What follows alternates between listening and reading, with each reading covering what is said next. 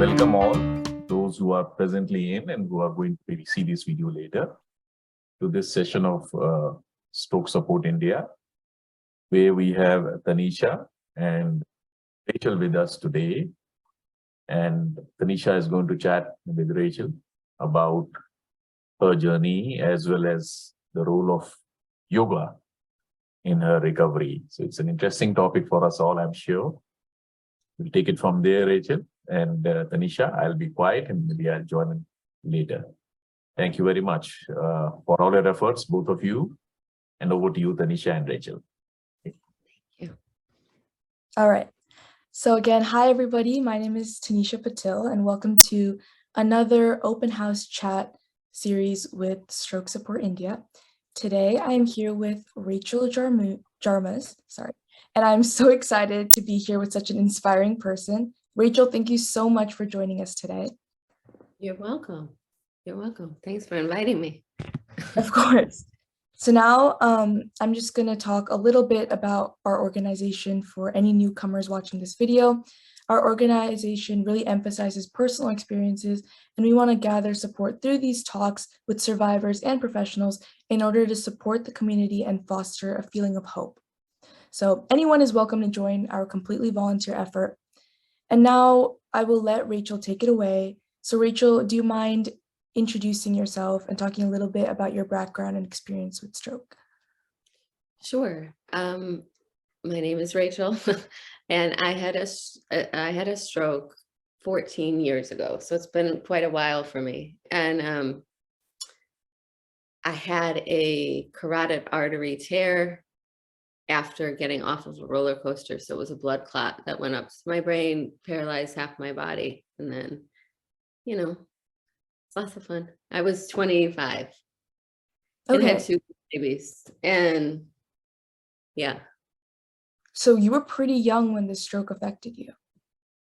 Yeah. Yeah. So you mentioned that you had 2 really young children. Could you tell me more about how your family was also affected by your stroke? I mean, I think that still to this day, my kids are traumatized by it because my son was 5, my oldest son, and then I had a baby. So the baby obviously didn't know, but we were apart from each other for a while I was in the ICU recovering and stuff. So I have to assume that that impacted him, right? To not be with his mother during the first few months of his life. And then my 5-year-old obviously knew something was up and then had to see kind of the transition of me going from this mom that was doing everything to this mom that was now using a walker to walk, and I can't drive. And, you know, I mean, that's got to kind of mess with the kid's mind a bit. I would think. It was hard. I mean, it's hard. Yeah. Yeah. I mean, after listening to a lot of stroke survivor stories, I think it's really important to emphasize that once a stroke happens, it does affect the entire household. You know, no matter who in the household is experiencing it. It does. It really does. And it's funny because stroke well, I don't know if this is like for everybody, but at maybe the age that I was when I had my stroke, I kind of thought it was something that I would just eventually heal from. You know, like you go home from the hospital, you get a few good nights of sleep, and then you're like better.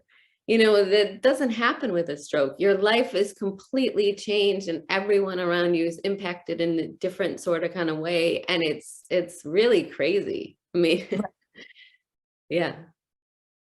So could you tell me more about how much time did you spend at the hospital, or what treatments worked for you, what didn't work? Tell me more about that experience overall.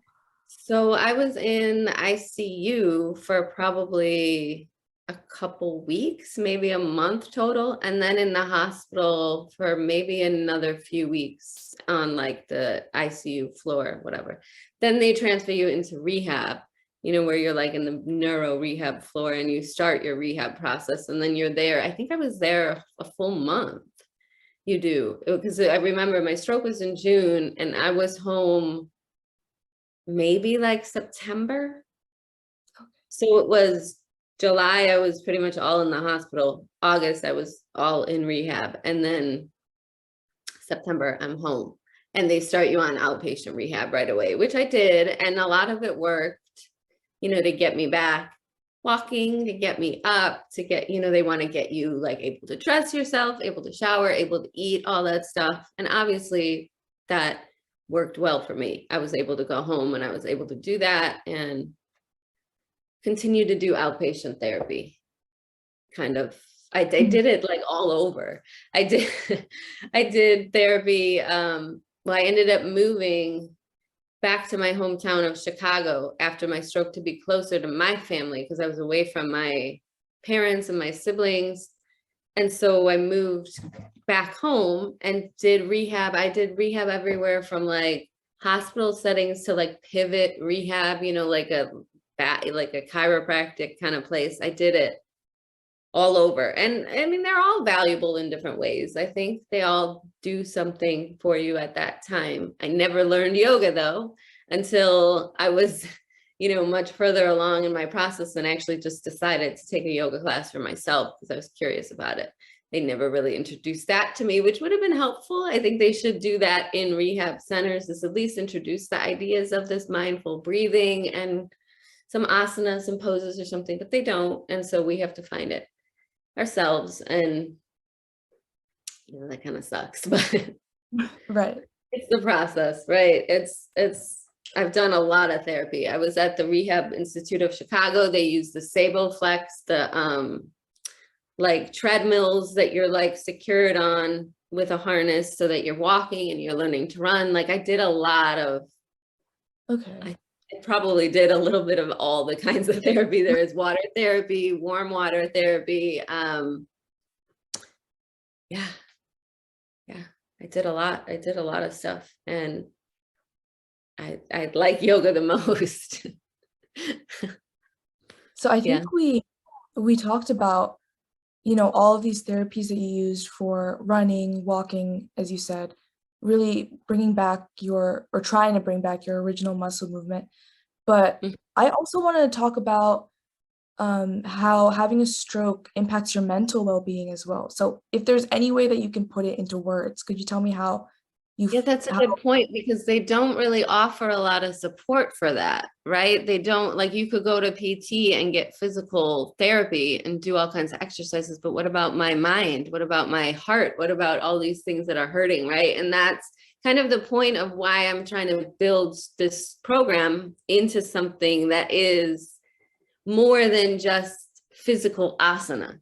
Like, we know that yoga is more than just an exercise, and it's more of like coming into self and coming to that place where you really can exhale and be okay with what's going on and be, and that I didn't find that until yoga. I cannot tell you that. I mean, what they do with you is they tell you to go and see a psychiatrist. So I was sent to a psychiatrist. He looks at me and I tell him my story, and he says, wow, that's a lot. And I said, well, yeah, that's kind of why they sent me to see you. And so, I mean, like, they want to put you on pills. I've been on so many different things, so many different blood thinners, antidepressants, anti-spasticity, muscle relaxer stuff. And I don't like any of it because it makes me like loopy, and I don't like to feel like that. My kids were so little and I was taking all this stuff and falling asleep, and I was like, I'm not okay with that. So I was like, refused to see the psychiatrist to get prescriptions. But then they put you in therapy, which I did therapy for probably like a long time, like years and years and years. So I mean, that's helpful. I think every stroke survivor should have access to some kind of therapist to hear their, thoughts and concerns, because it is such like just a whirlwind. How do you process your life literally being one way one day, and then the next day it's something totally different? Like, just imagine that. You like it's nuts. So, and what that does to your mind, and how your mind is supposed to just process that and be okay, I don't know.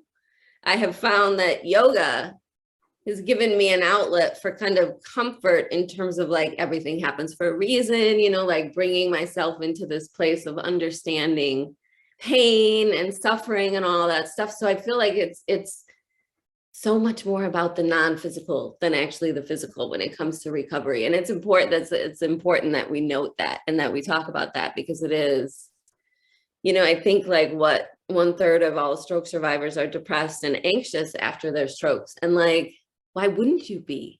Like, this just happened to you and you're now just supposed to like get on with it. I don't know. People need space and time to like let their emotions process and just feel your way through that. And that's really what yoga has been for me, is like an emotional processing where I'm able to let myself feel things. You know, it's kind of like you're grieving who you were, welcoming this new person, and it kind of sucks a lot of the time, you know? So what do you do with that? What are you supposed to do? You're just supposed to like, stroke survivors never quit. You know, I hear these mottos and all these things online, and I'm just like, but it's okay to like say that this sucks and that maybe I am going to quit for a little while, and I'm going to rest, and I'm going to stop, and I'm going to, you know, do nothing. Like restorative yoga is something that I kind of fell into because,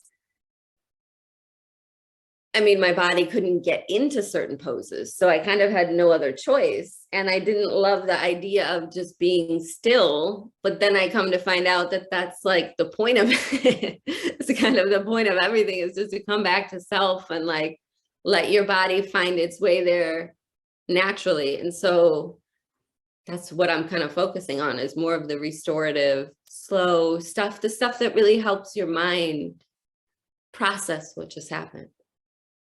Yeah, I mean, again, like, obviously your physical health is important and your physical health is affected by your stroke, but I think it's really important to emphasize the mental well-being of patients as well, because it's equally as important as physical health, but oftentimes it's not recognized as such. So that was, yeah.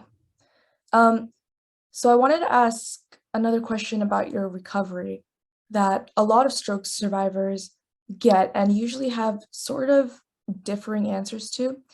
Do you feel as though you have returned to your old self or have fully recovered? No. And here's the thing, is that I hear stroke survivors say this all the time.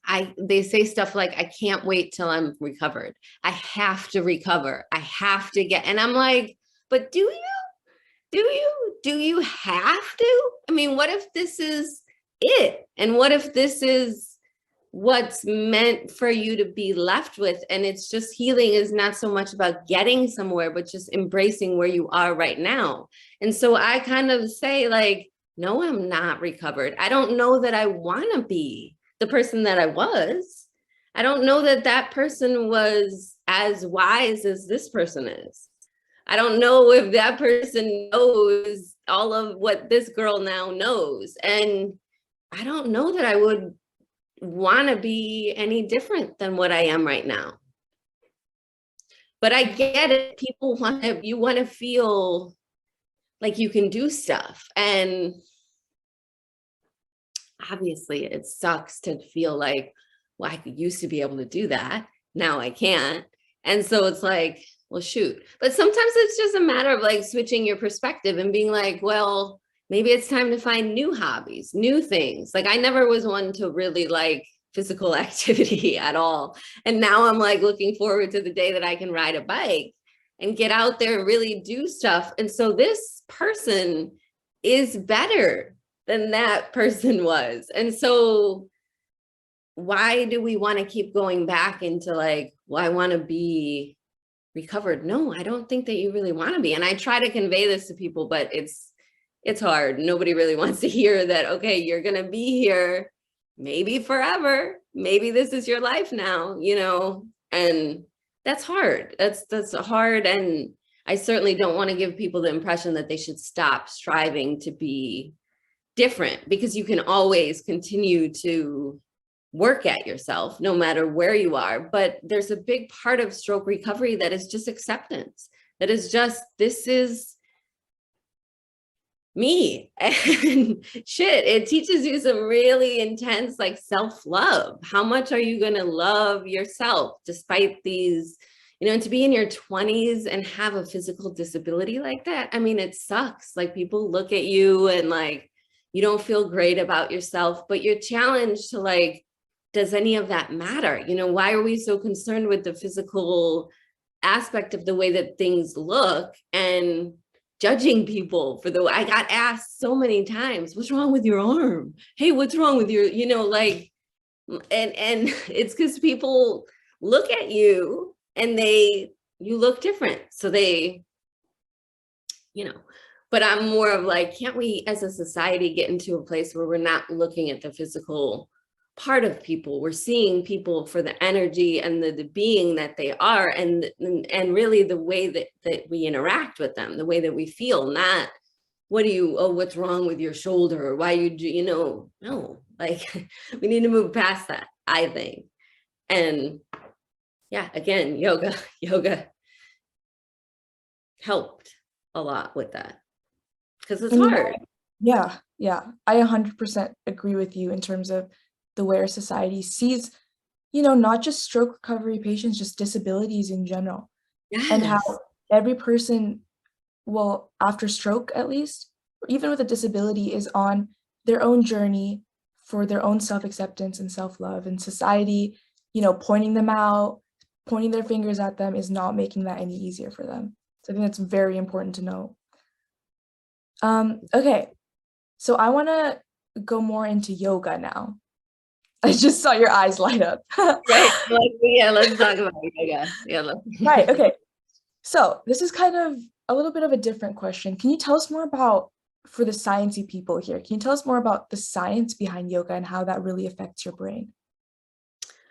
Well, I think that's a good question, but I think from my reading this morning and my constant, like, just wanting to learn, it's all about that vagus nerve, right? So it's the brain body connection that is somehow, well, we know, I think, from having a stroke, that part of your brain is like wiped out, right? And so it's almost like, I think of it like, I don't know, like you lose a file on your computer or something, you know, like it's wiped out, but you still have a backup. Like you still can get into the backup, and that vagus nerve connection can be restored. And this research that I read sometimes about how like meditation restores gray matter in your brain and stuff, I'm like, why are more people not talking about this in the stroke community? Because you have a brain injury and you have something that's making more brain connections. Put them together and treat people with meditation instead of drugs. Hello, like the research really. And when I just had a friend that sent me like 4 studies that's, I think the study, maybe we were talking about in the beginning, it's like a post-stroke balance study with yoga, right? So they incorporated yoga into people's like already doing PT and stuff. And they saw that obviously it makes your balance better. It's going to enhance whatever therapy is already there. That's like obvious. And how it does that, why it does that, I believe is all about the breath. You're restoring those connections. You're building new neural pathways. And we know from neuroplasticity now that the brain can actually change. It's not like, okay, you're injured, sucks, go live your life like that because you'll never get better. No, the brain is capable of so much more than we even know, I believe. And I think it's because of the breath, because when you're breathing, you're restoring connections, you're clearing nerve pathways, you're literally restoring the body back to its natural state, which is where we want to be after a traumatic injury. So it's like, I sometimes wonder why these two are not combined in every facility, in every hospital, in every rehab center. There should be stroke meditation, stroke breathing. They could just have people sit and do deep belly breaths with their eyes closed, you know, relax. You could be laying down, you could be doing something, but it's powerful. It's powerful, the science. And I think a lot of the science is just emerging now. We had like the ancient knowledge of, yeah, this works. We know it works, but people are like, oh, it's just whatever. It's just phooey. It's whatever people think it is. And now the science is emerging. And I'm like, see, I'm like, guys, we know that this works. Now, I guess some people need the actual proof of, okay, it's doing this, it's doing this. And so I'm so happy to see people doing studies and actually producing research showing that this works, because like, I know, and if you've ever done yoga with me after a stroke, you know that it works. You know that you feel more connected, you feel more fluid, you're moving better, so like, we know, but the research is just going to blow it out of the water. Once all this stuff really starts to come out, we'll start to see probably in the next 10 years that like, yeah, we were kind of stupid for not doing this before because it's so obvious. I think definitely, and especially, well, obviously we would like yoga to be implemented in stroke care facilities around the US, but around the world, really. I mean, India is where yoga originated from, and to think that it's not implemented more in care facilities is really weird to think about. Isn't it? I was actually talking to somebody about this talk beforehand, and they were like, well, isn't yoga like the India, the motherland of yoga? And I was like, well, yeah.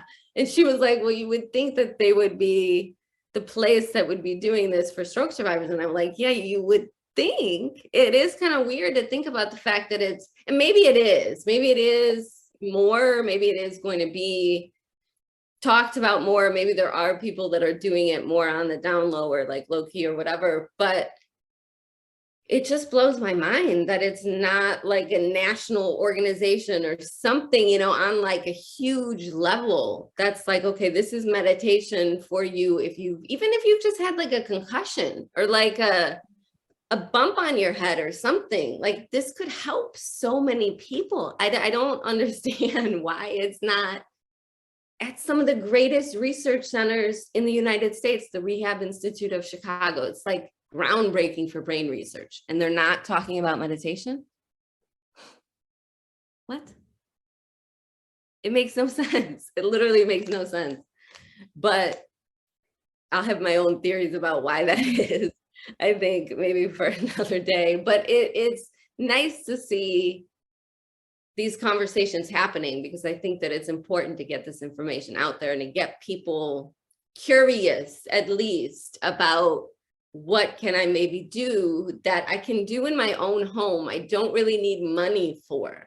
Like, yoga is sometimes expensive in the United States because, I don't know, I think teachers just have big egos and charge a lot of money to do a session or whatever. But in all reality, you learn it and it's kind of free, because like, you learn it and then it's yours. Like, you can have it and use it whenever you want. And there's, so like, I do a twice a month, a Zoom stroke yoga class online. And so it's free. Like, and I really encourage people to come in for at least one class and see like a certain breathing technique, just like one, you know, because if you learn it, then like I said, it's yours to have. Nobody can ever take it away from you, and you can practice with it and do it wherever you are. If you're sitting in a car, you can do 3 deep breaths. If you're having trouble falling asleep, you can use a breath technique. If you're whatever, I mean, the stuff is so simple and easy once you learn it. You know, it's just a matter of getting somebody into these communities to teach it, which I feel like I'm a person that has a big mouth and I'm like pretty loud about it. Like, I'm going to get the message out there to people that this is something that if you think it's weird, it's okay. It's okay. Like, it is a little weird. Maybe it's different from our American culture, and I get that, but also like, just try it.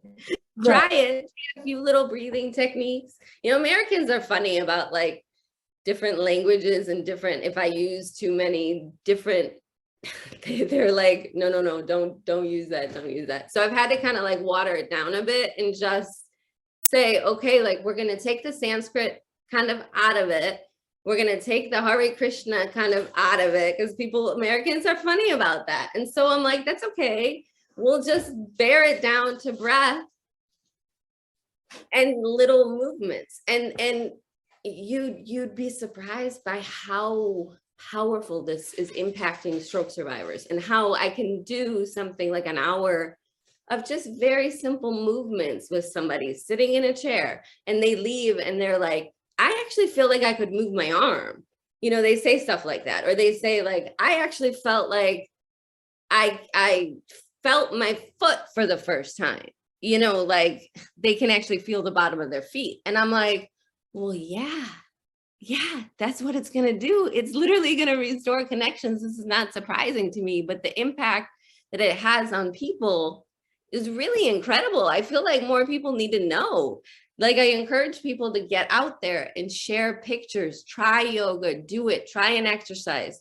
If you're on social media, share a picture. If you have family or friends around you, tell them that you're doing yoga. Ask them if they want to do it with you. You know, really get a conversation going and started, because it's important that we start talking about this stuff, I think, as a stroke community, because if the medical community is not going to give it to us, well, then we'll give it to ourselves. I mean, I don't know. That's my mission, at least, with this whole thing. I mean, yeah, yoga has been used for hundreds and hundreds of years by India, obviously. And it's not just people with brain injuries that have been using it. It's been people with religious backgrounds, people without religious backgrounds, just for finding that inner peace. And many even just do it for the scientific purposes, as you said, with increasing the connections in your brain, etc. So this has been happening for a very long time. This is not new technology or anything that's complex or, you know, not accessible. It's very accessible, as you said. It's knowledge, and knowledge is free most of the time. So I feel like if this is something that we can implement within, you know, stroke groups that are as big as our own, or groups around the world, then it would be so impactful. So I will be putting, for the people watching this, I will be putting Rachel's website in our stroke support group. So definitely check that out. You know, it does not hurt to try. I feel like it's very important to look at different outlets of recovery, because, you know, often I see in the group, I haven't experienced a stroke myself, many members of my family have. So something that I have experienced firsthand is a variety of treatments just not working. And I think that frustration can get really overwhelming. But I think yoga is not something, or breathing even, is not something that is a commitment. So if you try yoga, if you try your breathing, I doubt it's something that could be stressful or frustrating, because if it doesn't work, it's like, hey, at least I learned a new breathing technique that can be helpful for other things. So yeah, 100% everything that Rachel said. The thing exactly is that there's really no wrong way to breathe. So when you're learning a breathing exercise, you're just trying out a new pattern and seeing if your body likes it or not. And this idea, that's one thing I think that I love about yoga so much, is that it doesn't give us this impression that we have to get somewhere, to be somewhere, to be more like happy. To be, okay, once I get there, then I'll be happy. Once I can move my pointer finger like this, then I'll feel good and I'll be happy. Well, no, like the happiness is just in this moment. And like you said, you can try it, and I doubt it's going to make things worse. You know, I doubt that, but it may not give you an instant result, but it may give you a little glimmer of hope for something. Because I'm telling you, when you breathe and when you give that commitment to yourself that you're going to take a breath, like a conscious breath, you know, not just like you're breathing, we're sitting here, we're breathing, obviously, because we're upright and alive. But when you give yourself that moment to just like close your eyes, sit up, feel your body, and like consciously inhale and consciously exhale, it's really incredible.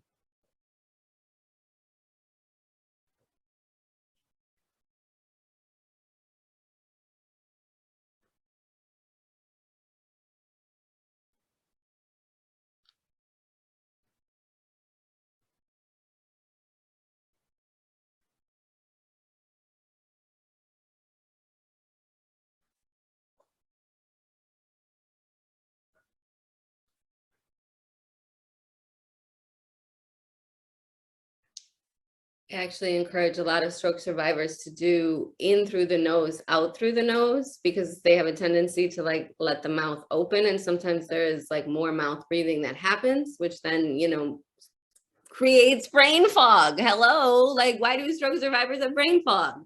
That's why. So we close the mouth and breathe in through the nose, out through the nose for like a really conscious, you know, like I'm talking about like a minute. I'm not talking about like devote your whole afternoon to it. And you're like, oh my God, I have to sit here and breathe. No, I'm talking about 1 minute. Set a timer on your phone, 30 seconds, do it.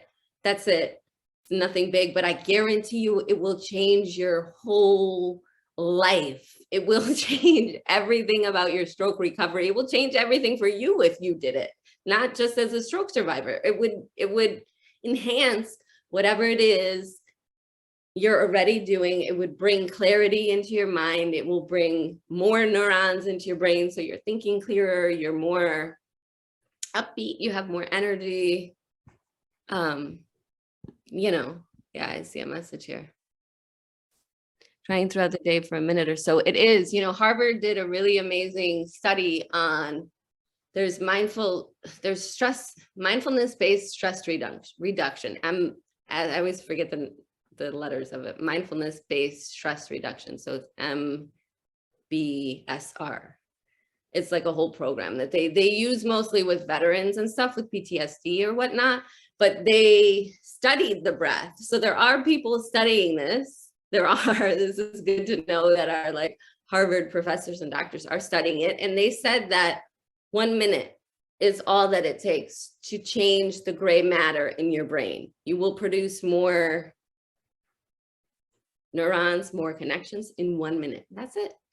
So 1 minute, you're standing in the grocery store line, you're at a red light, you know, maybe don't close your eyes, but soften your gaze, you know, just let your eyes kind of soften and just breathe. It is incredible. And the more you do it, the more you will naturally come to doing it. It won't feel like, oh, I got to remember to breathe. No, you'll just kind of fall into it and it will restore so much peace in your heart and your mind. It really will. And it does. Mm-hmm. And again, like even if yoga, I mean, every single person's recovery process is different. You know, there's no guarantee, as you said, that you will reach a place of, oh, I'm back to who I was before. So there's no really guarantee of any treatment as of now to get you to where you were.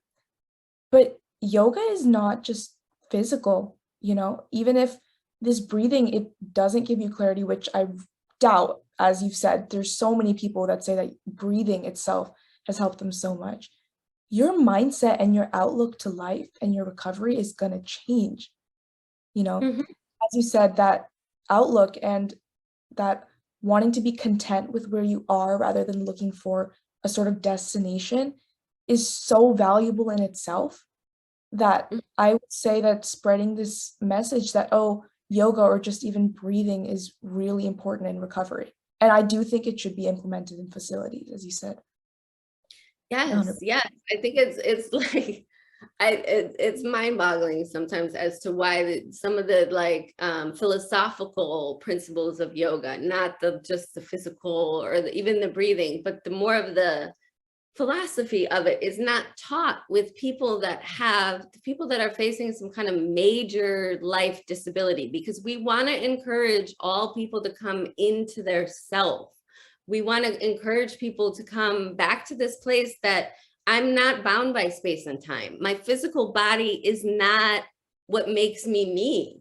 It's nice to look at, sure, it might be entertaining to do fun things or whatever, but it's not what makes me the core of who I am. And to remind people to get into that space is kind of what yoga, to me, I mean, I know a lot of Americans view it as like an exercise and it's like, oh, making your body into a pretzel and wearing cute yoga pants. But for me, it's really been more of a finding that inner contentment, that constant seeking that humans are always doing for like that destination, as you said, to get to somewhere that's going to then make me happy. Well, no, happiness is an inside job. So it's going to be cultivated from your own everything, and teaching people that is hard.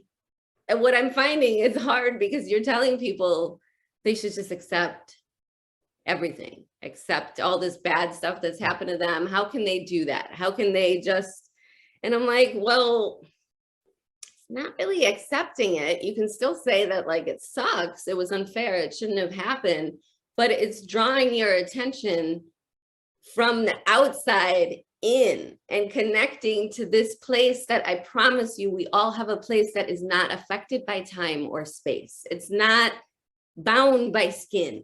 It's not bound by a contracted arm or a bum leg. That it's not, you're not any of that. You're not. And so encouraging people to get into the spirituality, I think, of humanity is like really important, especially after a stroke. I'm just like, I don't know why there's not people that are screaming this from the rooftops, you know, reminding people like, you're not your disability. Yeah, okay, it sucks, we get it, but there's, you know, things that you can't do. But also, what about the part of you that is not physical? That's a bigger part. Like our human physicality is only like a tip of the iceberg of all of the other stuff that's there. And that's the good stuff. That's the good, juicy stuff that we should, I don't know. I sometimes like think about it a lot. Like, why is this not a bigger conversation? Why is this not a bigger topic? Why are there not mindful breath stroke survivors support groups at hospitals, nurses, or people that know this? Because there are medical professionals that know that this stuff works, and that even if you take yoga out of it, you don't want to use the name yoga because it's like religious or whatever. That's fine. You can call it mindful breathing. You can call it mindful movement. You can call it me time or self-care or whatever. I mean, like, it doesn't really matter what you call it. It just matters that you do it, you know? Yeah. I think the emphasis just has to be taken off of, oh, well, I've been in therapy for these many months and I still can't move my arm, or I still can't move my leg, or I'm not back to where I was. And it should come more back to, hey, I have gone through this devastating thing, you know, but I am stronger internally than I was before. And I think that is really the amazing part, because, you know, I mean, you can just tell by the way that you're speaking right now. I mean, you yourself had mentioned that you before was not as wise and as strong as a person as you are now. And I think that is really just incredible to think about. Stroke survivors are probably some of the most like badass people in the medical community. Like, seriously, stroke survivors are no joke. And I actually have theories about why, about that being true. And so that's why they don't mess with us as much as they do, because they know that we're like beyond, you know, like you can't mess with a stroke survivor, somebody that has had a stroke. Like, there's no real way for you to like really hurt them or bother them or anything, because we build up such a resiliency and we have such amazing wisdom about life that we've learned, because we are in a body to, and I was thinking about this the other day, to be in a body that you are physically in and can see, say, a hand sitting there, and to not be able to move it, that's like a trip. It's like you're like on a mind trip, you know, and like that builds a certain amount of awareness. I was just talking to someone the other day about how strokes are really like a spiritual awakening. They're like a process of recognizing your magic, the magic that you have within, and you're able to either view it as, oh, I'm never going to be able to move this leg, but like, yeah, why don't they encourage more of like, I don't know, how people feel? You know, they should be notating more of the people's attitudes, because maybe your attitude, yeah, maybe your leg doesn't move like you want it to move, but maybe you're developing an understanding as to the muscles that are moving that. And so now you're learning anatomy. That's something that you would have never learned before. You're learning, oh, maybe I collapse in my arch, because I'm noticing that a lot of stroke survivors have trouble, you know, like with the ankle roll, like it's always the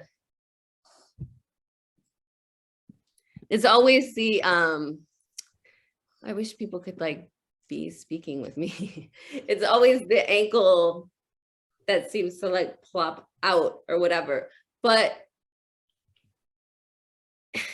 if you start learning the way, like I do this exercise with people, that's just basically like you're sitting and your feet are grounded. And oftentimes we use weights over the feet because stroke survivors have a hard time like kind of pressing into the earth, obviously, because your hamstrings and your calves are all weak. So how in the heck could you press down? You couldn't, right? So you have to add a weight to the feet. And then we just sit there and we breathe into our feet, because your feet are literally like your diaphragm. They're like the base of your diaphragm. So you're taking in breath from your feet and you're noticing all four corners of your feet. So we just move from like the pad, the outer edge, the heel to the arch. And you would be surprised by how bringing simple awareness into your feet like that, people are like, yeah, it's been 6 years since I could feel my heel. I can feel my heel now. And I just did that. And I'm like, I feel kind of stupid sometimes in a sense, because the stuff that I do with people is not like rocket science. Like you said, it's not advanced technology. It's not this superb idea. It's just simple knowledge of self and knowledge of, yeah, I'm going to sit and actually connect my feet to the earth. Your feet literally like hug on to the earth and like have like senses, and like it's really neat when you learn about the feet. But I mean, that could be like a 10-minute exercise that you do in the morning, you know, and I get it. It's hard to do sometimes, but that's why our culture, I think, in our society needs to bring more awareness to this so that it becomes easier for people to do this in the morning. Instead of going to get your, you know, $12 Starbucks or whatever, maybe sit down, plant your feet on the ground and sit up nice and tall and just breathe from your feet, you know, like, I don't know if anybody wants to do it. Let's do it. Let's do it. Let's do it. Let's just sit and plant our feet. So you want to make sure that you're in a chair that you can really ground into your feet. You might come to the edge of the chair as far as you can come. And then just draw your heels back without really moving them. And put a hand on your belly. Notice the spine get really tall here, and close your eyes.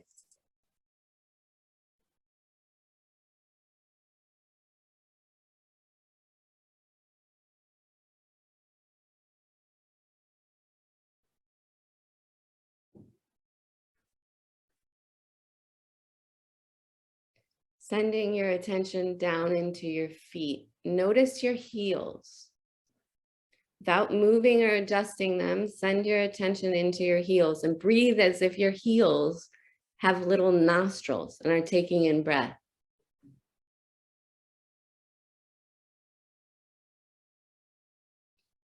Breathe out from the heels.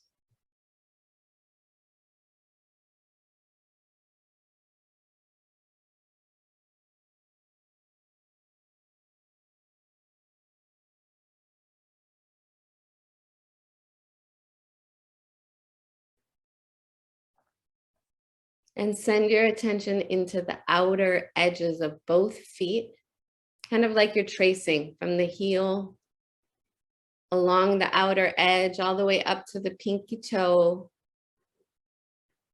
and back down to the heel.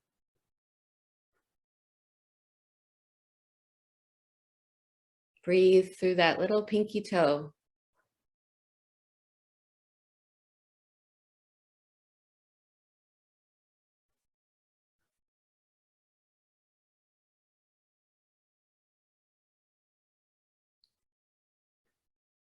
And send your attention into the pad of the foot, the bulgy, bulky part right below the toes. Noticing how soft it is and how the toes relax as you bring attention into the pad of the foot.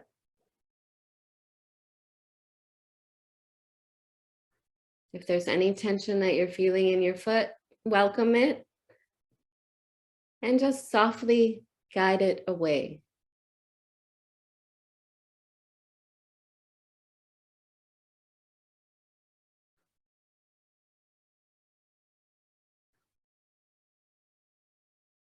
And gather up all of your attention here and send it into the arch of the foot. The arches of both feet, rather. Notice how the knees sort of separate and the inner thighs sort of widen out as you bring your attention there. The foot feels somewhat light.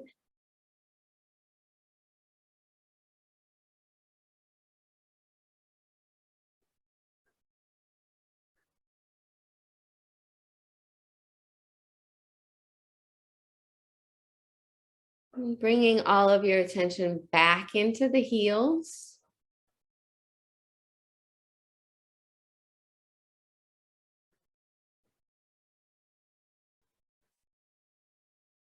Back into the outer edges.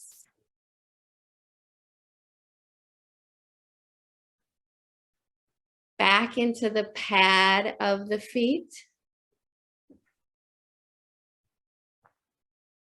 And the arches of the feet.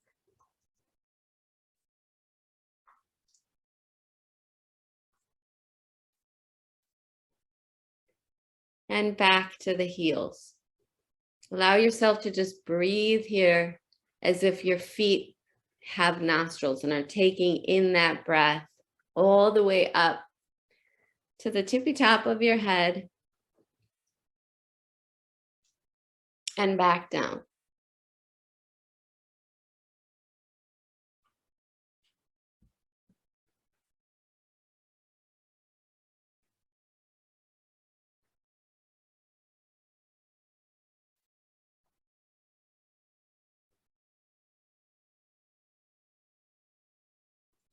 And gently bow your head towards your heart. Relax the neck. Exhale the breath fully here.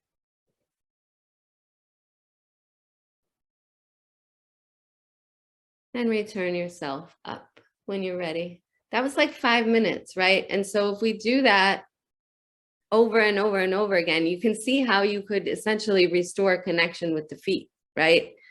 Cueing the body to notice these parts and pay attention and just bring awareness there. It kind of changes everything. You might feel your feet a little bit more today as you walk around. And that's the goal, is just little by little you start to notice, oh, I can find a little movement there, even like a little space. I tell people that movement doesn't really ever come back like as a big, like, I'm going to move my whole arm, you know, it's going to open and it's going to raise and it's going to be so cool. No, but it will come in little tiny increments, and to always, always, always try to find space. If you're in a yoga pose, you know, like people come into poses and they kind of sort of collapse sometimes, and then it's hard to breathe. And I'm like, well, that's not really yoga.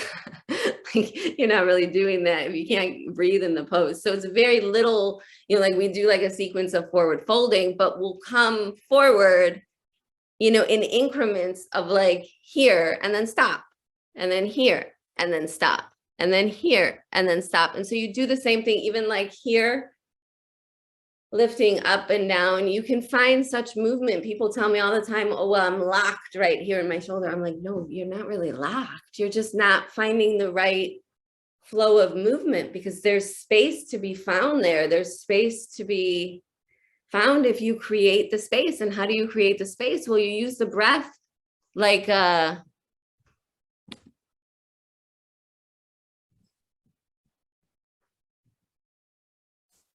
yes. Well, her and I seem to be, I maybe need to, I'm gonna take down her name. Moshi, is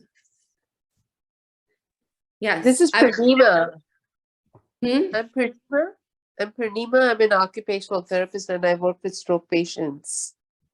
Oh, hi. Hi. Good job, Rachel. You're doing great. Sorry I got in late a little bit. It's called Vipassana also, bringing awareness. A lot of people are aware of Vipassana meditation, bringing awareness. That's also something what you're talking about. It's very popular in India and throughout the world. Okay, I will. Awareness. It's more of like an awareness therapy. Is that what they call it? Yeah, it's mindful meditation that you're talking about. Mhm. Yeah, but the real technique has been learned from S.N. Goenka ji in India. It's a Buddhism way of life. Yeah. I just wanted to give a little input. That's all. Thank you. Thank you. Yeah, no, that's great to hear that there are lots of this. I think it just needs to go on a lot more than it does, right? We need to bring a lot of awareness into this and bring people together that use these techniques and bring them into the stroke community like really hard, I think. And I don't know, you can't really force people to meditate, but sometimes I think like that they should be given like a course on meditation before their discharge, because they make us do so many things. Like they'll make us, okay, we have to like shower, we have to be able to prove that we can do this, that, and the other thing. And why not make meditation a mandatory thing that people have to learn, because you're going home with this brain now. You have to live with this brain that is a totally different brain than when you woke up the morning prior. And so how are you supposed to cope with all those changes? I don't understand how people think that you're just supposed to like, yeah, just accept, go on, no, like, no, I need to learn how to do that. And meditation is a tool that, like we've said, is free. It's easy. You don't need anything. It's seems obvious, but agree. It is freely available, and just using it. Just to give you a little also perspective that I don't know if you have read the book The Brain's Way of Healing by Dr. Norman Deutsch. And it's a great. I have read the Bessel van der Kolk's research is, hold on, say his name again, if you don't mind. Dr. Norman Deutsch, Doidge. He has written 2 books, The Brain That Changes Itself, and then the newer version is The Brain's Way of Healing. He has given specific examples of, case studies, not examples, I would say case studies on how. Yeah. So if you get an opportunity, please read it. And yeah, so thank you for letting me jump in. Yeah, no problem. That is a really good. Oh, thank you for that. Yes, thank you. I think I have the book from a few years ago, The Brain That Changed Itself, I think it's called. Yes. Then there's a book called Healing or Waking the Tiger, Healing Trauma, and like I said, Bessel van der Kolk's research on the body keeps a score, all that kind of stuff. It's very interesting when you really start to read about the brain and how it remembers like everything that your body has gone through. And then you're kind of like, after a stroke, I kind of feel like it's like an opportunity to rebuild the brain. But this time you actually are choosing what you're rebuilding the brain with. Like prior to your stroke, you were born, you were brought into a family, a lot of your ideas are imposed on you, not by your own choice, right? Because society might say this is what you're doing or this is what you're not doing or whatever. But after you have a stroke, I really encourage people to use it as an opportunity to be something different, to do something different, to create new brain waves in your brain that you actually choose, that you thoughts, like the idea that we can like filter through our thoughts and think good thoughts is kind of foreign to stroke survivors, because nobody's really telling us to be aware of our thoughts, to watch our thoughts, to, you know, choose positive thoughts, to notice the thought, to catch repetitive thoughts, that kind of thing. And I think of yoga, honestly, more so as a mental, what do you call it? Like a mental practice than even a physical one, honestly. Like, and it's funny to me that Americans are so, we just globbed onto the physicality of it, and the I mean, some of the ads and stuff that I see, I'm just like, oh yeah, what are we doing, guys? Like, that's not, no.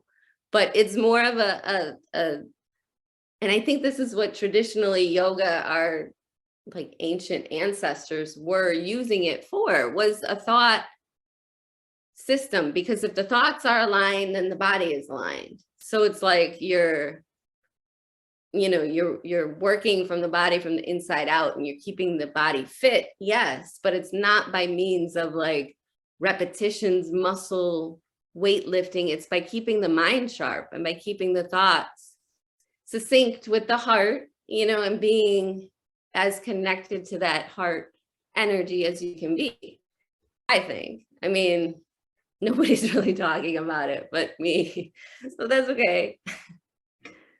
Yeah, I think, again, India has obviously been practicing this for a while, so I'm pretty sure stroke as a way to recover, or sorry, yoga as a way to recover from stroke is, something that is happening there, but it is not as common here because many Americans, have a fear of things that are foreign, either that or, they believe in fact, they'll believe it when they see it. And I think that is just something that will come with research and, just proving it.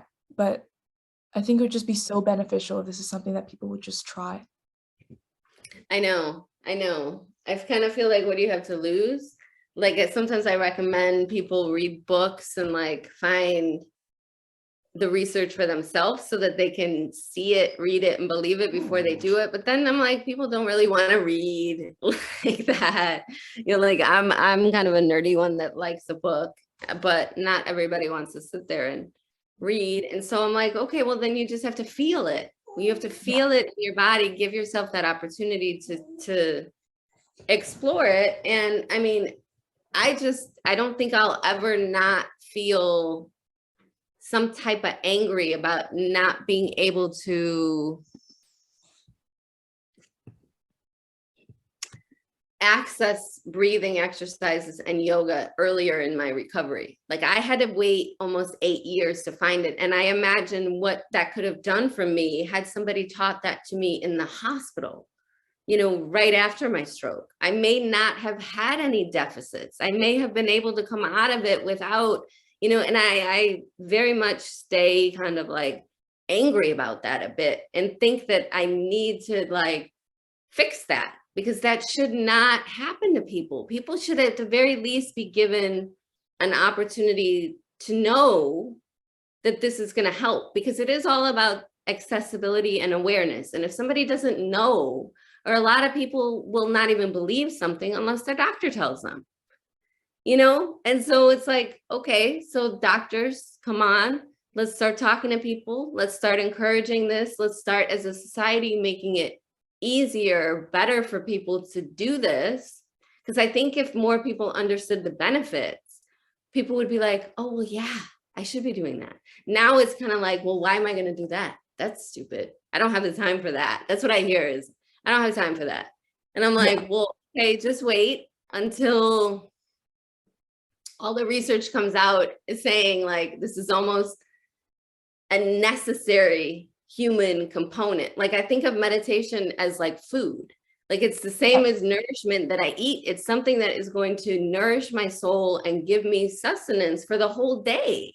I can't really go about my day without it. So the fact that people are not doing it or not aware to the fact that this could be helping you, I'm just kind of like, that's a very poor reflection on our society, because it's not talked about enough.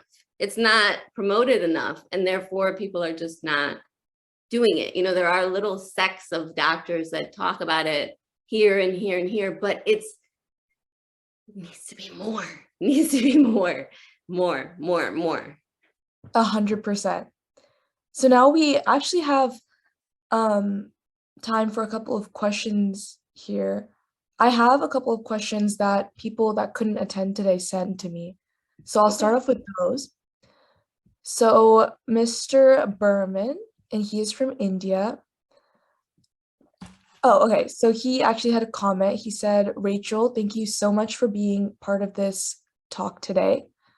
My main goal from watching this video later on will be to learn from your experience and hopefully take in something new. Oh, that's very sweet. I hope I fulfilled all his wishes. Okay, and we have another one. We have one from Suraj, also from India. Let me see. Okay, so Suraj actually has a question. So he says, what would you like to say to those who aren't getting progress or improvement in their fingers and wrists for a very long period of time, such as 15 months of post-stroke? 15 months. Well, 15 months to me is not a long time. I haven't had regular movement in my left hand, my left fingers for 14 years. And I see every single day with breathing. It's nothing physical, no physical yoga poses, no actual pose or thing that I can tell people will do to restore that, but the breath. And I see more movement with my fingers, like not just, you know, like a shaking or anything, but like deliberate movement with breathing exercises. And I think that there's never an expiration date for that, right? You don't ever get too old or too many years past to not like think that could restore. At any moment, it's like a, I don't know, I kind of envision like straws or like rivers or like something, because like in yoga, the breath is kind of like the wind, you know, and so like I visualize a lot of like stuff going on in my body and how I'm like sending nerve connections there, and often they're just blocked, and they can be blocked. Sometimes I met a woman who started using her hand after 30 years. After 30 years, she had a stroke. We met online in a support group, and connected because she had a stroke when she was 25, just like me. And so we were like, wow, that's crazy. But she's like, I don't know, 70 now. So she's much older, but she just started to be able to use her hand to open jars and stuff in her house. But she's there. I mean, it's insane to me to hear those stories, because people think that like after a year, if they're not better, then they're stuck. And I'm like, please keep perspective. Like you have to keep a longer scope perspective. 14 months is not that long. And your body sometimes just needs time to process what happened. And don't be in such a hurry, maybe. Allow yourself to like breathe, literally sit and breathe and imagine, you know, to use the mindful breathing exercise that we did with our feet, you can do the same thing for your hands. So you're going to imagine that your hands, even if you can't, I mean, I can't go like this with my left hand. My fingers are, you know, they're going to curl right back in and pull in and stay, you know, whatever. And so I'm like, okay, you're fine, you're fine. But that doesn't mean you're not still bringing awareness there, because the hand is still there. The palm is still there. So whether or not, you know, it's so cute working with stroke survivors, because they all say similar things. You know, they're all like, well, I can't do that. I can't, you know, I'll say like, okay, you're gonna breathe. You're gonna drop your arms to your sides or something. I'll say something, or breathe into your, and the first response is always, I can't do that. I can't. And I'm like, but that's the beauty of yoga, is that oftentimes your body doesn't know the difference between actually doing it and just thinking about doing it. So if you just think about doing it, don't worry about what the physical result looks like. Just visualize doing it. Think about doing it, bringing that attention into your palms, and sit maybe like a minute's great. But if you could do 3 minutes, that's even better. So 3 minutes of breathing into the hands. I would be very curious to see like what the results were from that, if somebody were to try that and to do that and to see how long, because I would imagine somebody that close to a stroke, you're only a little bit over a year out, that capability of getting that back faster is really powerful. So this is the kind of research that I'm interested in. It's like, if you really start teaching this to people, how long does it take? And how can you get this, I guess, measurable and like quantifiable in the sense of like, okay, I did yoga with this amount of people. I saw that in 4 weeks, essentially, it reduces spasticity. It brings movement back into both the arm and the leg. And to be able to do that more and more and more and more is kind of what I'm doing. So if anybody's interested in learning or doing weekly sessions or doing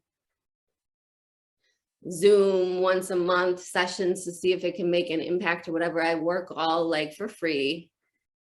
You know, it's all like, until, you know, I will say that I'll do 5 weeks for free for people to learn. And then after that, I do charge like a minimal yoga session fee because it is my time and I am a certified instructor. So I feel like I have money that I went into my certifications or whatever, but I do it to give people the knowledge of it for free. So you can always reach out to me and say, I've had people message me and say like that they used to do yoga before their stroke, which really blew my mind because I hadn't considered that community of people.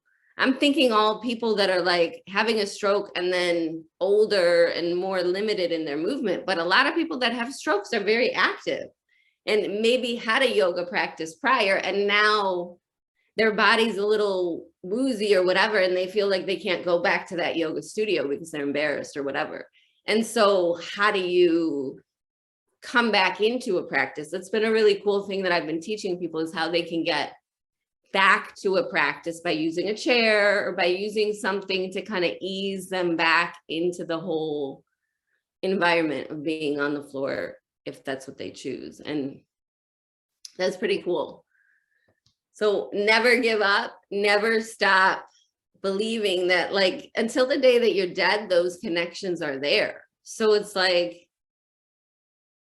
there's no hurry, and just enjoy the time that, like, it was funny because I was talking to a mom that had a stroke and she was like, my stroke now is my out for like, sorry guys, can't go. I had a stroke. And like, I laughed so hard because I was like, that's so honest.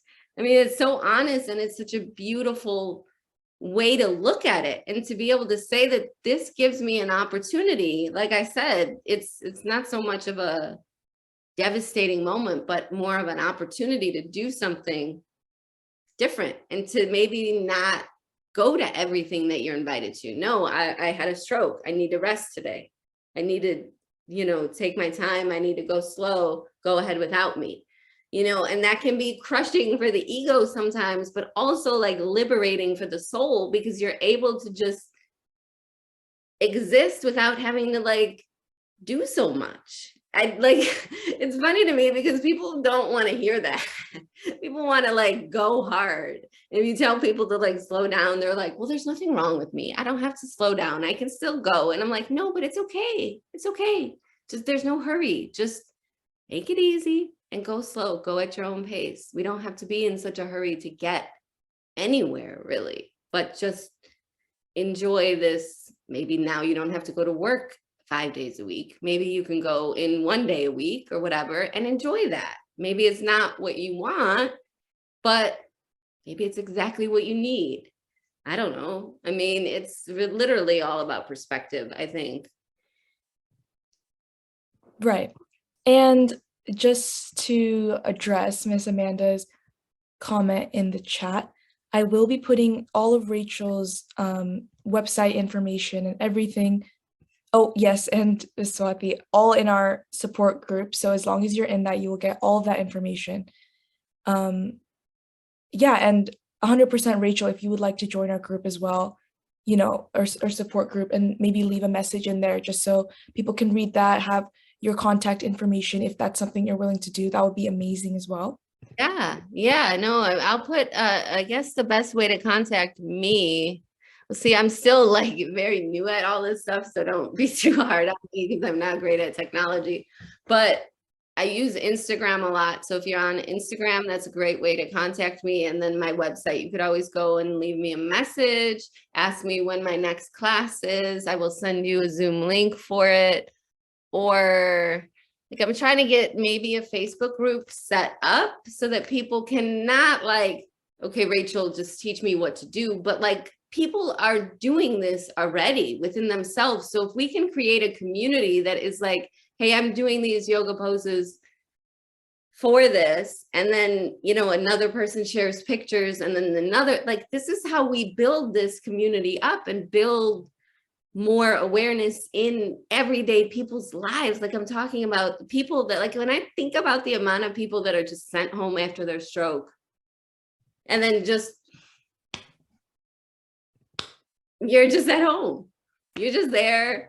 You're going to see your doctor every 6 months or whatever. You're getting Botox, you're getting meds, whatever. And you're just literally existing.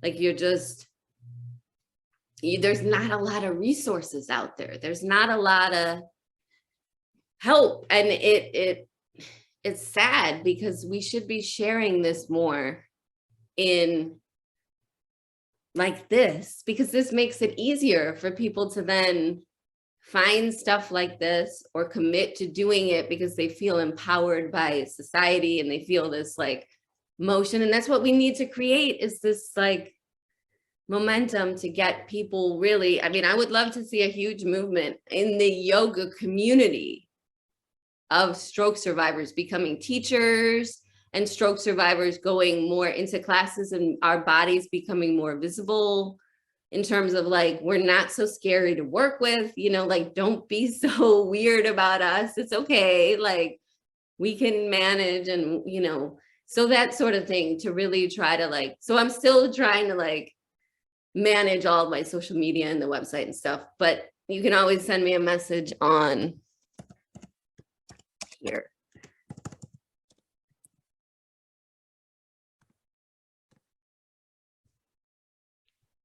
I should have put that in better. And then the Instagram handle is the same way, the same name. And on the website, myogawill.com, there's a contact me section, I believe. That's how I contacted Rachel, actually. And in there, you just put in your email, put in whatever message, and then, yeah, it's fairly easy to use, I would say. So if anybody's worried about that. That's good to hear. That's good to hear that it's actually doing what it's supposed to do. Yes. Good to Okay. hear. It's easy to find me. Yeah. So I have a question for you, and then I'll turn it back to anybody in the meeting right now that has a question. For anybody that's taking your yoga sessions or your classes as is someone in stroke recovery, what are your, I know we mentioned that there's not really an end goal in this whole recovery process. It's just to be content with yourself. But what is anything that somebody should take away from your yoga classes? Oh gosh, well, yeah, that's a good question, right? I think that I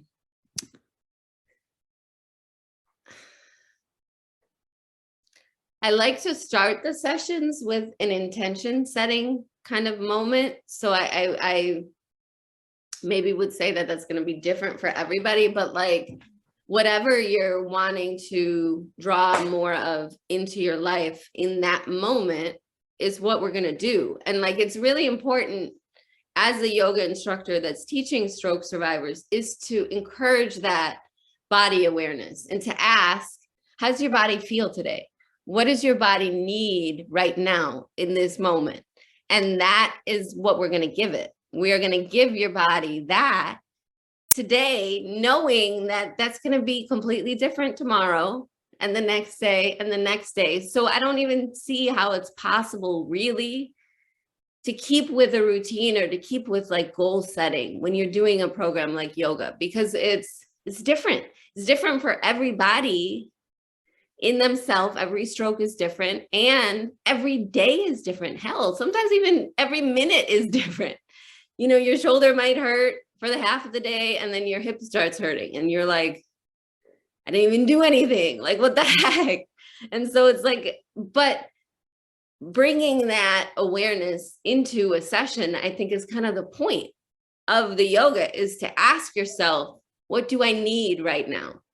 Maybe it's my foot, maybe it's my knee, maybe it's my hip, maybe it's my shoulder, maybe it's my neck, maybe my thoughts are racing. And so getting people to, I think, verbalize that is important, because then you're like owning your practice. You're owning, okay, this session is going to represent this for me, and I'm going to embody that. I'm going to be that. I'm going to do that right now in order to cultivate that sense or that feeling or whatever. Not so much about getting anything accomplished, you know, like just being with yourself, really.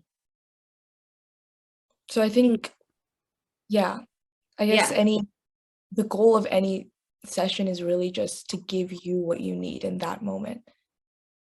Yes. And I think that it's such a beautiful principle, right? It's something that for some reason is hard for people to kind of understand. Like, they don't love to answer that question. Or a lot of times people will say, well, I'm okay, you know, how are you? And I'm like, well, this is not really about me. I'm asking about you.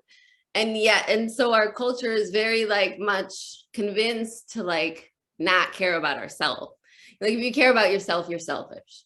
And like that notion has just got to go out the window, because like you have to care for yourself, especially after a stroke. That's why I laughed at this girl that said she uses it as her out, kind of, because I'm like, it's so true. You can now use this as a reason to always put yourself first. Listen, I had a stroke, so like, let me do what I want. And it's a powerful place to be, because you can, like, people will be like, oh, okay, you know, okay. And so why not embrace that? Why not say that this is a moment I'm taking for me? You know, when the days that my brain gets foggy, maybe I sleep a little longer, and the people around me have to accept that this is not me being lazy or me being, you know, whatever. It's me taking care of myself. It's me literally restoring my brain via sleep, and leave me alone. You know, like, society is pushes, and people will push you literally to the point of breaking. And your stroke gives you the power to push back and to be like, no, I'm not doing that. I'm not. First of all, my body physically can't.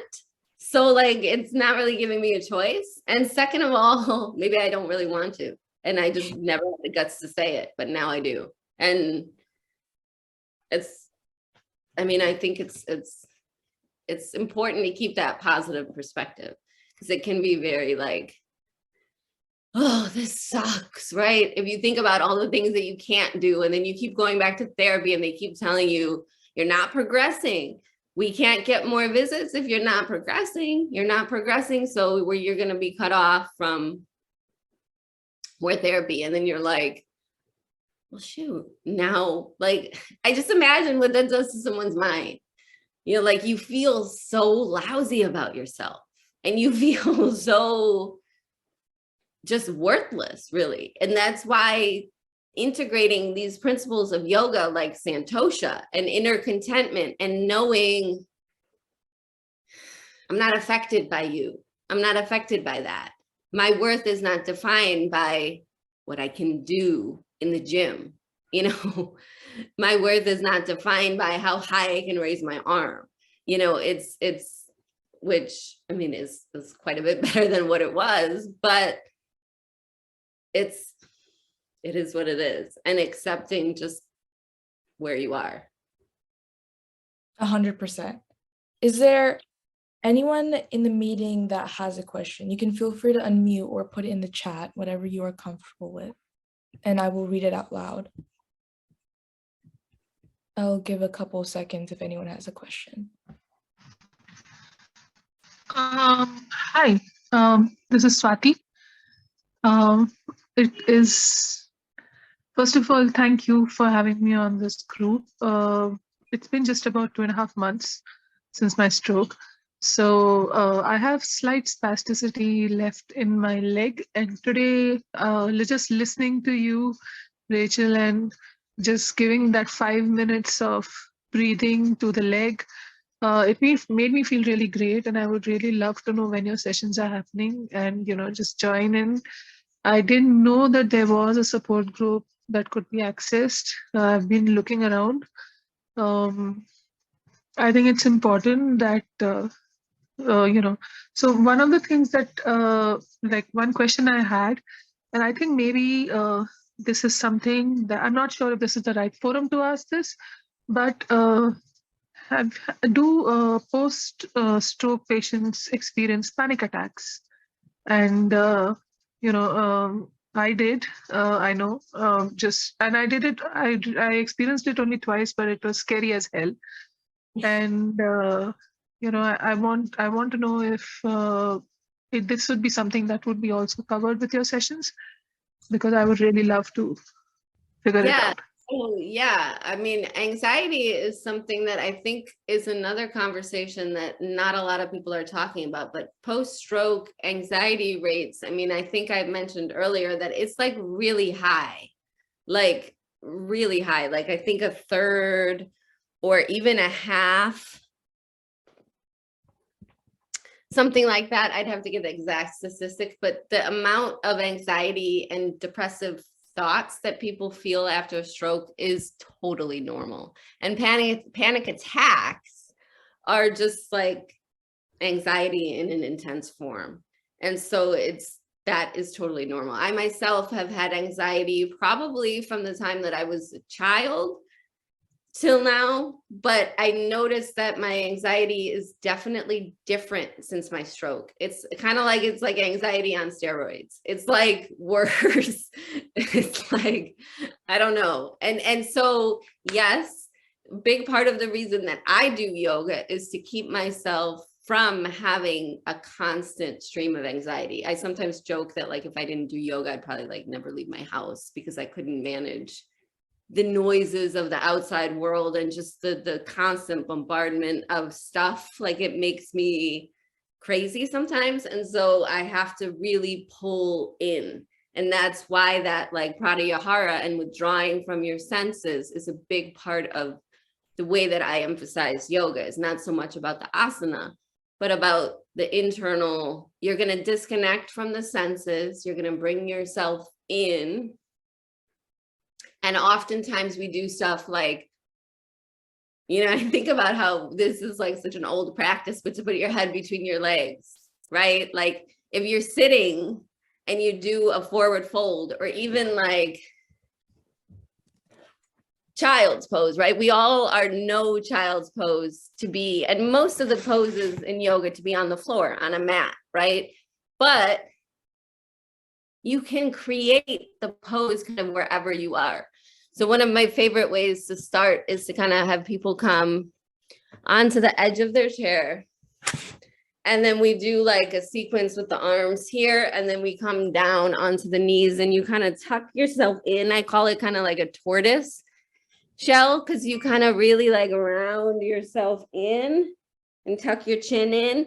And for some reason, that positioning seems to really relieve anxiety. And like I said, it goes back to the like our moms who would say like, when you're nervous, breathe into a bag or put your head in between your legs, like put your head down, like get yourself into a comforting position, even just kind of like rocking.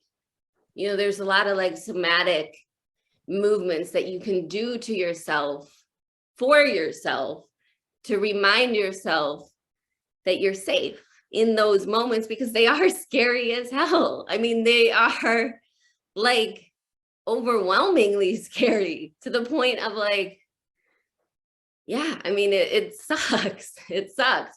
But the beauty of that is once you have them and then you learn to manage them, because I kind of say that, like, I don't think our anxiety ever goes away after a stroke. I don't think you're not going to ever feel anxious. I think that's unrealistic. You're going to still feel anxious, but you can learn to manage it. And you can learn that, there's that feeling again. It's coming up, it's growing, whatever. And then you kind of like catch it. And you can do with it whatever you want. You can hold on to it. You can throw it away. You can process it in terms of like, why am I feeling this? What's causing this? Or you can just learn techniques to manage it and continually manage it. And then the point of what I was saying is that the beauty of that is that then it has no power over you.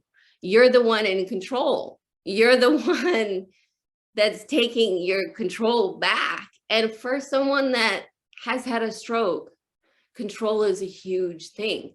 We lose pretty much everything.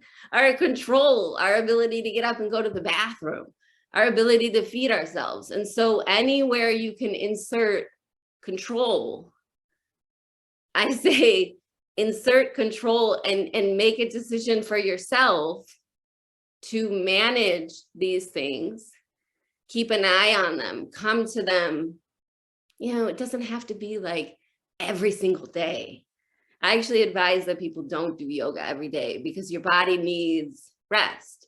And so you might do it a day, skip a day, and then do it again. So you're kind of just like checking in with yourself, checking in, noticing, and the anxiety does get better. It does ease off and you're able to breathe yourself through it. And you're kind of like, it's funny because I have conversations with my anxiety. I'm like, I see you. I see what you're trying to do to me right now.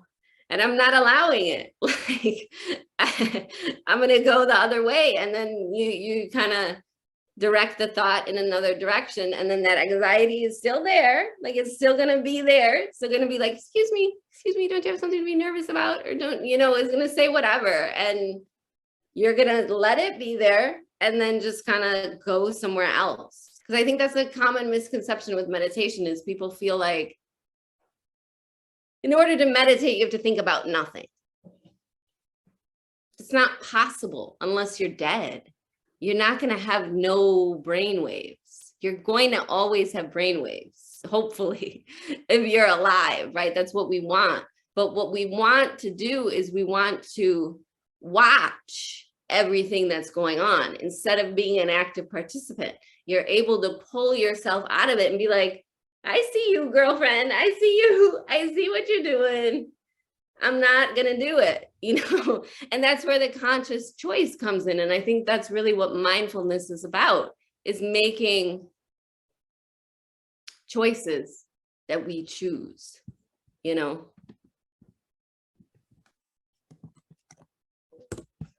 I just saw these messages. Sorry. Thank you. Yeah, I mean, it has been scary, and it has also been extremely recent. So I'm just trying to find my grounding in this whole thing. But thank you. I do look forward to meeting you more often and just understanding the whole process. Yeah, we should probably talk like one-on-one for sure. Maybe not in this forum, but there are definitely a lot of specific breathing techniques that you could be using, like the alternate nostril breath or the ujjayi, this throat breath. And that's what we do in these sessions, is we kind of tailor things to what you need. If anxiety has been something that's going on recently, then that's what we would address with different breathing techniques. There are a lot of different yoga things, like I said, comforting poses that you can get into, and then you just kind of see what works and what doesn't work, right? Because nothing's going to be like a fix-all Sure. for anything, but you're noticing like, hey, that didn't feel so intense as the last time. And maybe you feel more in control while it's happening. So then you're like, oh, okay, I can see that. And then you know, it's a slow process of just like softening the brain waves, I guess, because I think like, I don't know the exact science of it and I'm not a doctor, but I think after a stroke, it's like there's all these misfirings that are going on in the brain, right? Because there's nerves that like are trying to go somewhere and the tissue that was in the brain is no longer active. So it's like, it has nowhere to go. And so I would imagine that would create quite a lot of fluttering thoughts that are like just out of control. And so what do? You can't really get inside your brain and make the thoughts go away, but what you can do is use the breath to calm the mind. You know, they say that the breath and the mind are like directly related. So if the breath is agitated, the mind is agitated and vice versa.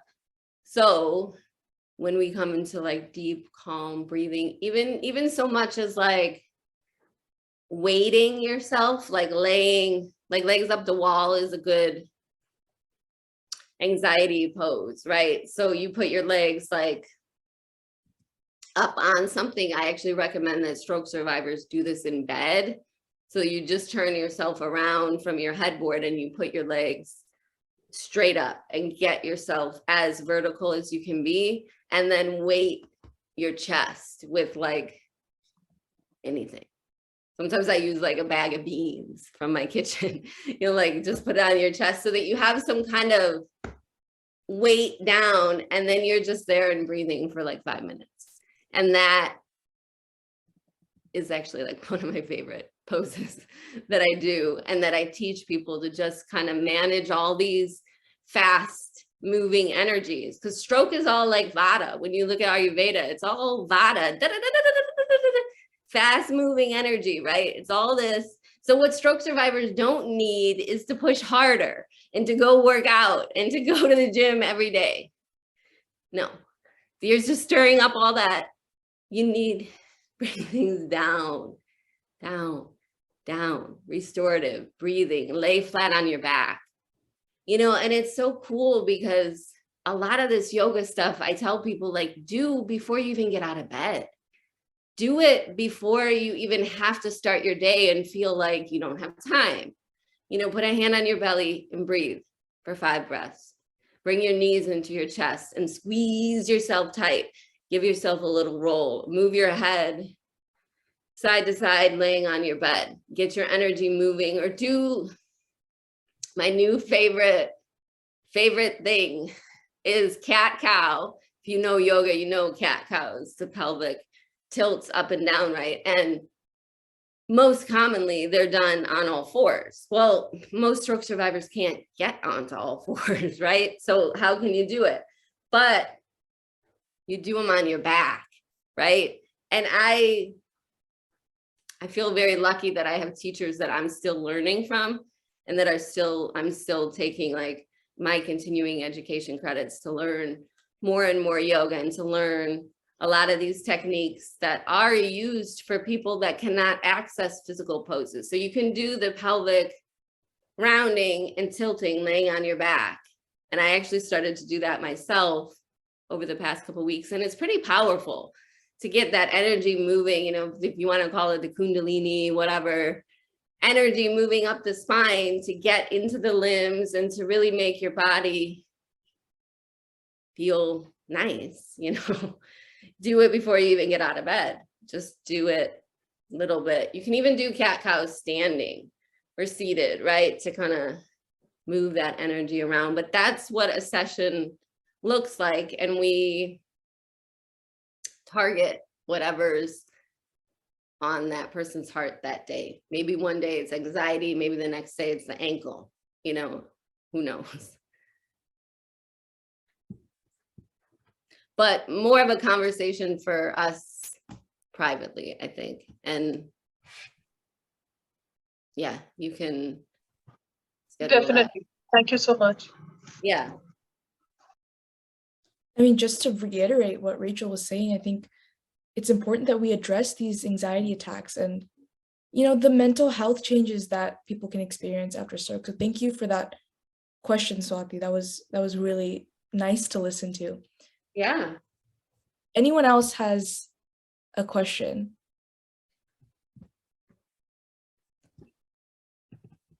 I'll just wait a couple seconds if anyone's typing in the chat. Yeah, I think I will take a call. Thank you very much, Rachel and Tanisha. Wonderful efforts, and Rachel wonderfully expressed your experiences. You did talk about, you know, and of course, I mean, it's a given, for example, that yoga is an Indian, let's say, knowledge, and it is still not, as you are so, you know, pointing out again and again, it's not in the mainstream, let's say, of stroke recovery yet. I think the reason is also that I think most of us are now accustomed to, you know, taking pills, you know, kind of, okay, I have a headache, I'll take a pill. I have a fever, I'll take a pill. I'll take drugs. So things will kind of work themselves out. Whereas stroke is almost, you know, different in that manner. That much of the onus is on yourself, on the affected. They have to make the efforts. They have to get the discipline. They have to get the willpower. And as you rightly said, it does make many much better. In fact, we have examples on our groups also, people who repeatedly say that their experiences have made them better than what they were earlier. But yes, it does require efforts. It does require consistent efforts. But I was wondering, I don't know, did you try looking at some other healing methods, or are you looking at other healing, you know, medications perhaps, which are not in the mainstream, that you are trying along with you, or you experimented with, besides yoga? Some people talk of, for example, acupuncture or acupressure, or I have tried a great many things. Acupuncture is something that's very near to me. I wish that I could afford to do it more. It's very expensive. I did e-stem for a very long time and was very convinced that the electrical, they had me do like video game stuff, balance stuff, like, because I have pretty bad, well, I used to have pretty bad vertigo. That I think was probably one of the worst things since my stroke, was just like being somewhere, and it didn't even have to do with height or anything. It would just, you would all of a sudden get this feeling that you're like, you know, like in a room that's spinning, right? And so they want to put you on all kinds of drugs. I found that the drugs never made it better. It always caused some other thing to happen. So I was like, why am I going to take this to make me better if it's making, you know, me have 10 other symptoms of other things? So I kind of veered away from the medical stuff, but I did get Botox for about a year, every 3 months, in my arm, in my elbow, in my wrist. They did a splat surgery on my ankle to flip the tendons to try to get better motion. I personally feel like it just messed up my whole foot and ankle even more, and now I have more problems. But there's probably not anything that I wasn't open to try. I mean, if someone said it, I'd be like, yeah, let me try it. Let me try it. I bought like a $2,000 Sabo, you know, those like, it's like a robotic hand. You put your hand in. That's right. The robotic glove. Yes. Yeah. My parents were so like amazed by watching this video about this, because they showed it in some therapy or something. They put up the money for me to get it and was like, we're going to do it. I didn't like it. I felt like it hurt my hand more trying to get into the damn thing and trying to afford that. I couldn't, like, because you're supposed to do exercises like squeezing balls, releasing balls or whatever. It didn't work with me really. But it was funny because years later, one of the clients that I was working with had one of them. and he brought it into a yoga session, and we were able to use it with the yoga that we were doing. So I can see how some of the stuff that they do can be integrated into a lot of this other stuff. But for me, the medicines and the surgeries never really worked. Like I was always left feeling like worse off than I was, and kind of like, well, it's not going to do that then. It's not going to work. So, but I do like acupuncture, and Tai Chi is something that people have, or Qigong, I think it is. Different things that people have told me, like, oh, you would really like that because it's like yoga. And I did. I teach at a place here in Virginia Beach. I teach like senior yoga, chair yoga, and they did like a Tai Chi summer there, and I did it, and it's very cool. It's very same principles of energy and like movement.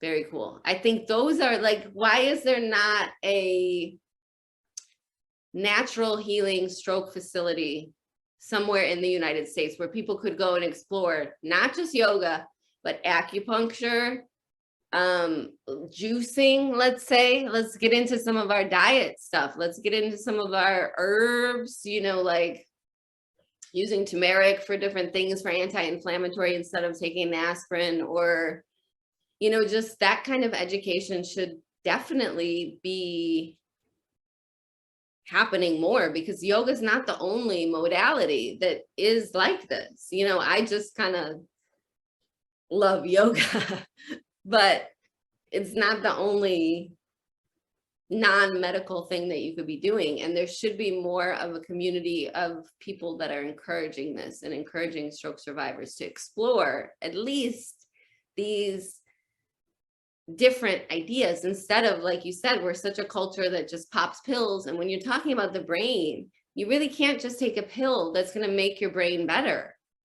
I mean, you can't. And they do so much, like with brainstem, you know, like they'll take cells from your brainstem and put them. I just worked with a lady that was telling me she was going into some trial in Arizona for something that was like taking brain cells out of her stem and putting them into the affected area, which was going to cost her like almost $50,000. And she was going to go and do it. And I think she is. And so, I mean, that stuff happens, and those kind of studies are going on, but I don't know that that's really the answer. I feel like we need to look outside of science necessarily. And yoga to me really is science, but it's more of like the science of self. It's not like science of pharmaceuticals or pills or anything outside of your body. It's just, like Tanisha said, it's knowledge of self and really coming back into, my body is self-healing. My body is a vehicle that will self-heal if allowed the right, you know, environment. And so how do we facilitate an environment where the body can do that? Well, we need to rest using the, you know, acupuncture is a great way to get energy into a certain area, but it's the same principles, is that your body is still and you're allowing energy to move and do what it does, because you don't really have to do that much to get the body back to its natural state, because the body, that's where the body is designed to kind of be. Oh, absolutely, absolutely. And then just we do, as you rightly said, you know, that is, I think, almost a path of most stroke effective. We are open to trying everything. Something works, something works, something works. And I think that openness is essential also. And as you said, your experiences, I'm sure, will be a lot of help to all presently and all who will be watching us also later. So thank you very much for all your efforts, Tanisha, and anyone else. If there are any questions, any thoughts, take it further, Tanisha. Thank you. All right. If anyone has any questions, please feel free to unmute. But until then, I would again like to thank Rachel so much for her time and for being here. I mean, You can tell that you really believe in this message, and we all want to do what we can do to spread this message and to tell people that it's not rocket science. It's not something really difficult to even absorb.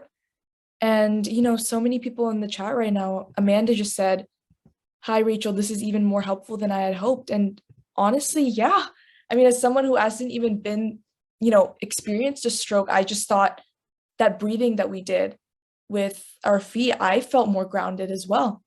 So this is not just something that's exclusionary or that, as Rachel said, it's really not hard. And I really recommend anyone who's watching this that has been affected by stroke and hasn't looked into yoga as a method of recovery, please head over to Rachel's website, contact Rachel and attend a couple of these free classes. Again, it's free. I mean, it really doesn't get any better.